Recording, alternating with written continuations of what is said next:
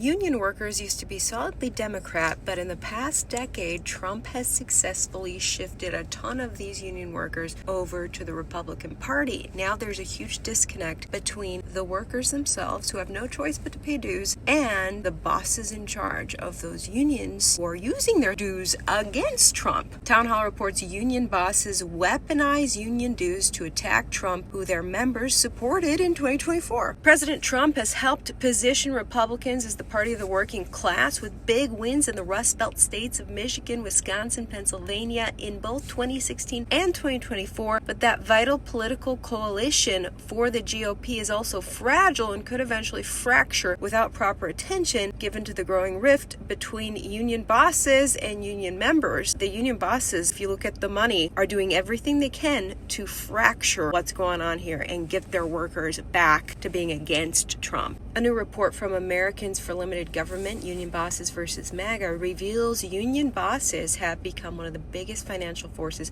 opposing the very agenda their own members support. This is a betrayal of the American worker, it reads. While the rank and file often back the president, 58% of Teamsters surveyed by the union in 2024 supported Trump. Their leaders are still spending mandatory union dues to attack the policies their own members voted for. The primary driver of this disconnect is how union leaders utilize their members' funds. Nearly 90% of the union political contributions in the 2023 to 2024 election cycle went to Democrats, according to Open Secrets. That's not bipartisan.